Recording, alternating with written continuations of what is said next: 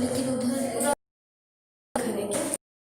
किधर हाँ डायमंड से दिखा रहे हैं मैम। एक minute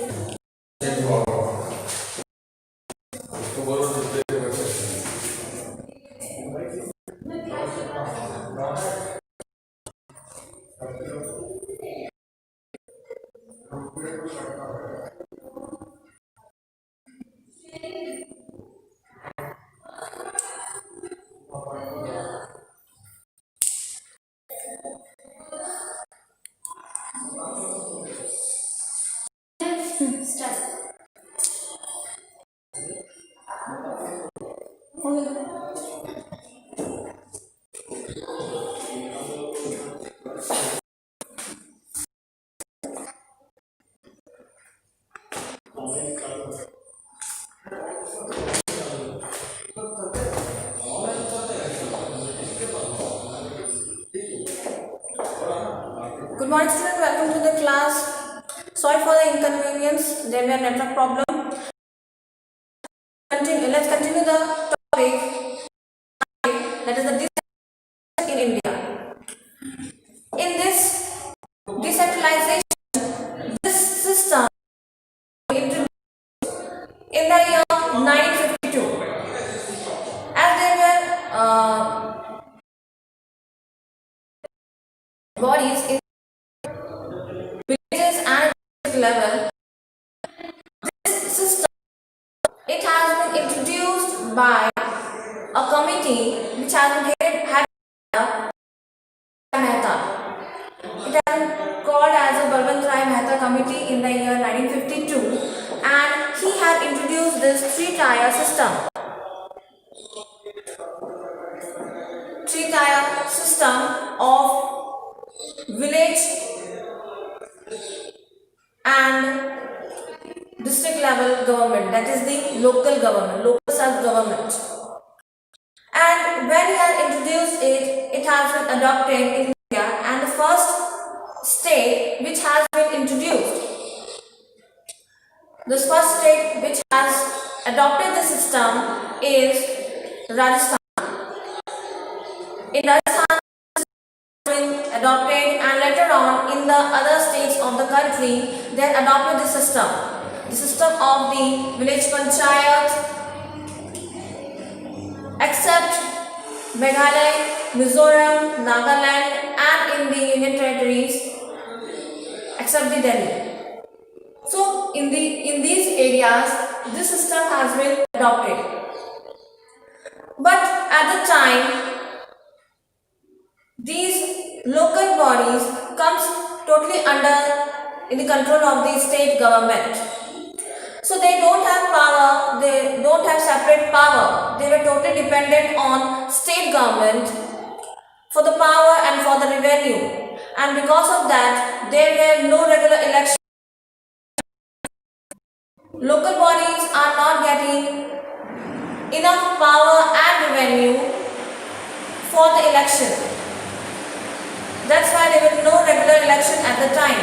But to make it more effective and powerful, a step has been taken towards decentralization in the year 1992. And 73rd and 74th Amendment has been taken place in the Constitution of India. So, in the year 1992, this amendment has been taken place, and this 4-point has been introduced, and these are, you can see here, it is constitutionally mandatory to contest election. Earlier there were no regular election, so under this amendment it is became mandatory for the state government and the local government to contest election regularly. Second, seats are reserved in the elected bodies for the SC, ST and OBC. To represent these committees in election, seats has been reserved for these committees SC, ST and OBC in the initial level, that is in the village level. And third is one third of all positions reserved for women. So, especially in the village panchayat, in the local bodies, it became mandatory to reserve seats for one third seats for the women. One third position reserved for women. And the fourth one is the state government are required to share its power and revenue with local government. It became mandatory that it is the state government who can provide power and revenue to the local bodies. And sometimes it is varies from state to state. Some states provide more power and some states provide less power to their local bodies. But it became mandatory for the state government to provide power and revenue to the local bodies so that election can be took place regularly in the local bodies. So in the local government there comes two type of government, that is the for the rural areas, which is called as a village panchayat, or we can say rural government, and the other one is for urban areas, which is called as a urban government, or we commonly known as a municipality or municipal corporation. So these two local bodies have been introduced for the urban and for the rural areas. In the rural areas,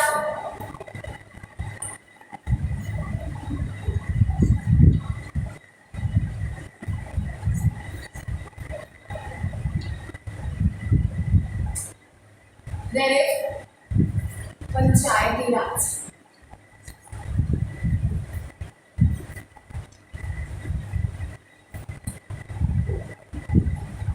This rural government is popularly known as Panchayati Raj.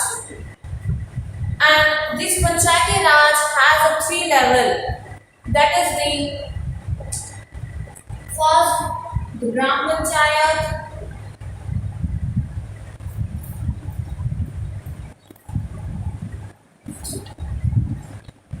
it is in the village level.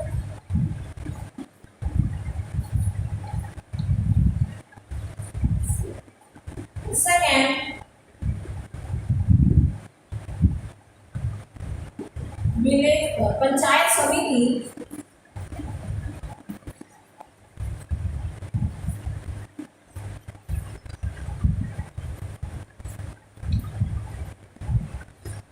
block level.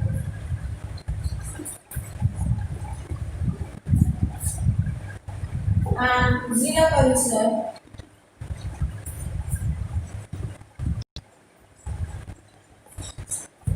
district level.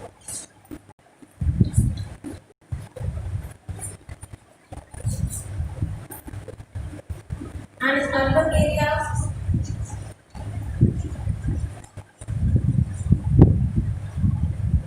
municipal corporation,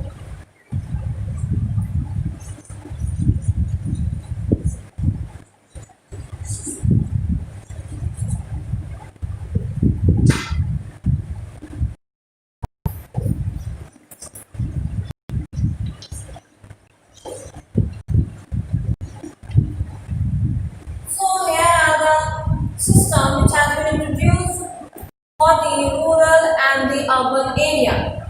In the rural area, at village level, there are the Gram Panchayat and all the adults of the village, they are the member of this Panchayat. And it has been headed by the Panch or the president called the Sarpanch. It has been elected by all the adults of the village.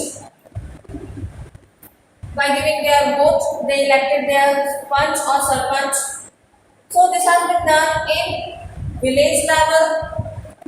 That comes the Panchayat Samiti. It comes under the block level. Means in Gram Panchayat there are only few village, one village or two village. But in the Panchayat Samiti, here comes the group of villages. Means group of group of Gram Panchayat from Panchayat Samiti or Mandal Samiti.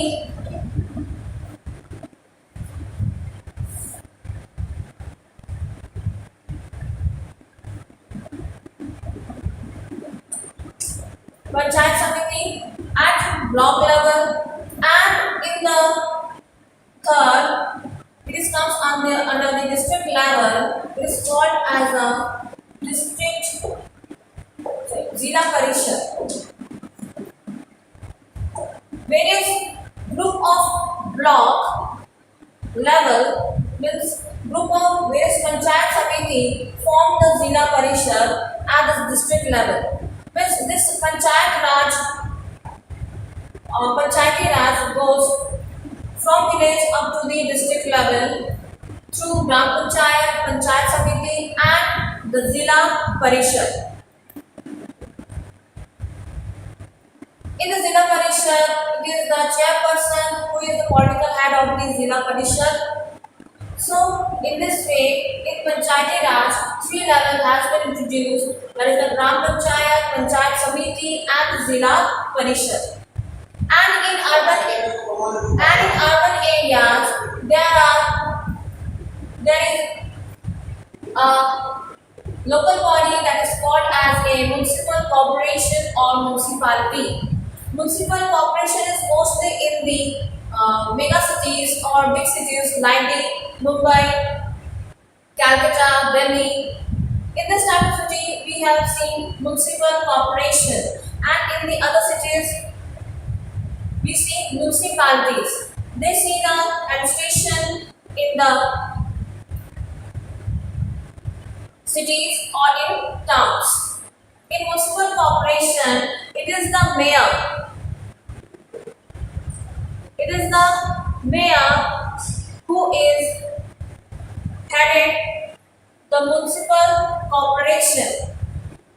Mayor is the chairperson, or we can say the head of the municipal corporation. He sees the administration in the city level, in the local level. So, this system has been made by our government so that issue can be solved in the initial level, in the local level by this local government, from the rural government, that is the Panchayati Raj, or from the urban government, that is the municipal corporation or municipalities. These are the bodies which rule into the local government. So, this is the decentralization in India, and because of adopting this system, there are about 36 lakh or more than 36 lakh representatives in the local self-government. But still, we are far behind to making it effective for our democracy. There are still various problems we are facing in the system. But till now, it is our best system so that people can directly participate in the decision-making body, especially in the local government. So this is the decentralization in India, and is a very important and the largest experiment done by the government to make federalism successful in India. And because of that, federalism became successful in India. The policies which have been adopted by the country and the constitution, the power has been given to the central and state and the local government. Because of that, federalism became successful in country, and because of federalism, democracy is also deepened in our country. So that's all for today. Thank you and have a nice day.